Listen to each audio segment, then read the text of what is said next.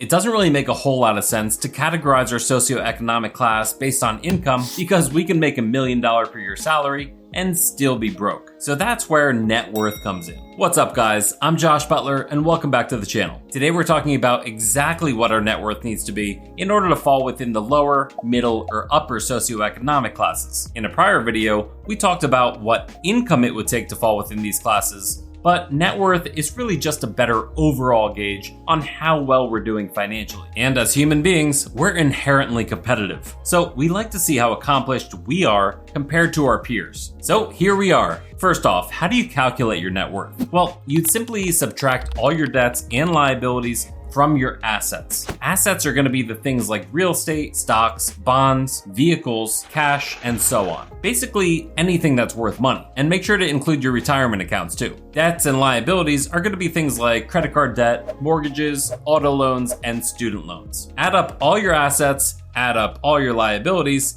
and subtract your liabilities from your assets. Boom, that's your net worth. So there's a bit of controversy as to whether your primary residence should be included in your net worth calculation. It's a gray area. For instance, the SEC doesn't count your primary residence in their net worth calculation, but they also don't count mortgages and home equity lines of credit that are secured by the residence as liabilities, at least as long as the house is worth more than what you owe on it. The mindset here is that at the end of the day, you need a place to live. So the roof over your head is far from liquid. However, I do think that most rational people would indeed include the equity they have in their primary residence in their net worth calculation. After all, the median net worth for American families who own their homes is $255,000, while the median net worth for families who rent is only $6,300. Needless to say, the bulk of Americans' net worth comes from the equity in their primary residence. Now, most of us are probably going to start out with a very low net worth as we enter adulthood, perhaps even a negative net worth, especially if we took out student loans to get fancy pieces of cardstock like these. And for today's data, we'll be talking about median net worth because the average is going to be heavily swayed by the billionaires. So the lower class or the poverty class has a median household net worth of $6,030. The lower class tends to be comprised of younger households as well as households without much education. As far as the younger households, they simply haven't had the time to accumulate assets and may also have heavier debt loads, especially student loans. Now, to compare this class with age, the median net worth for households younger than 35 years old is $15,700. However, this is quite a large age range. You're talking 18 to 34. A lot's gonna happen throughout those 16 years. And for those without higher levels of education, we can see the median household net worth of those without a high school diploma is $5,090, regardless of their age. In order to really boost your net worth, it's important to focus on purchasing assets rather than liabilities. And if you find yourself not having the money to purchase assets,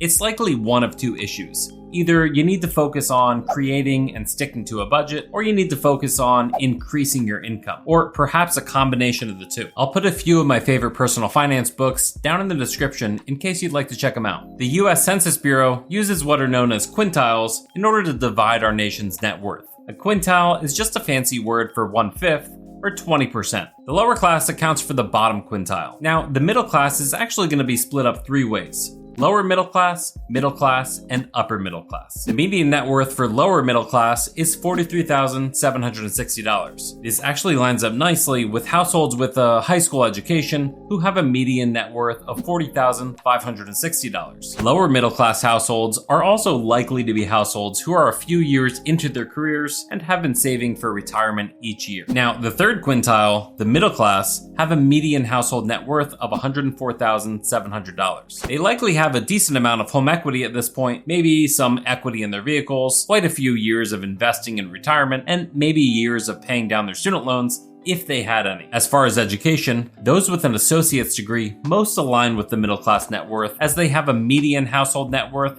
of $110,300 regardless of age. The fourth quintile, the upper middle class. This socioeconomic class has a median net worth of $201,800. The households that fall within the upper middle class have likely been investing for retirement for quite a few years, or maybe they're higher earners and are investing aggressively. Or perhaps they simply bought a house in 2019 and it doubled in price. And remember, these values encompass the entire country where cost of living and incomes vary significantly. So a $201,800 net worth, that's going to line up most with those who have a bachelor's degree, who have a median net worth of $196,800. And as far as age, those who are 55 to 64 have a median net worth of $203,900. So this is the age range that's most likely to be upper middle class. The entirety of the middle class encompasses 3 quintiles, or about 60% of households. If your household net worth falls between $43,760 and $201,800, you fall within the middle class. Now, socioeconomic class not only considers economic status, but also incorporates things like your level of education, your occupation, social and cultural capital, and even your vocabulary. Also, your socioeconomic status can have an impact on health-related factors. It's even been found that those with a lower socioeconomic status are more likely to experience chronic constipation. On to the 5th quintile, the top 20%.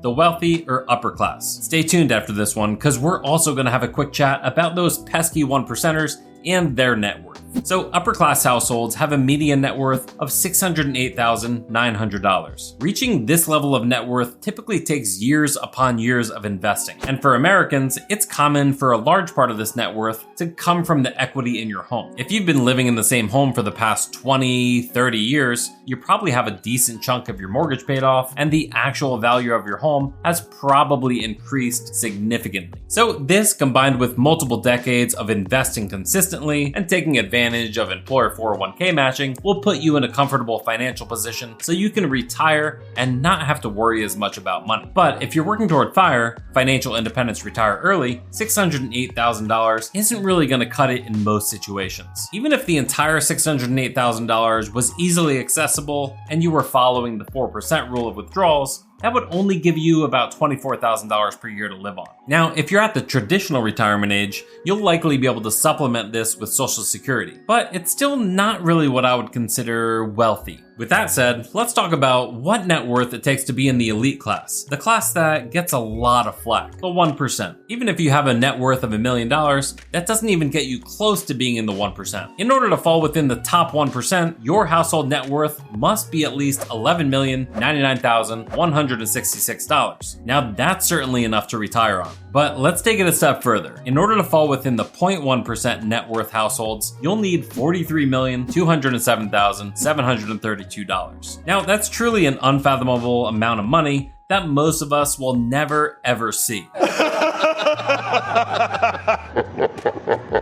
Yeah, absolutely, no doubt. However, when you compare it to Elon Musk's $264 billion net worth, it's peanuts. We can multiply those $43 million by 6,000 and still not reach Elon's net worth. Thanks for watching, and make sure to subscribe.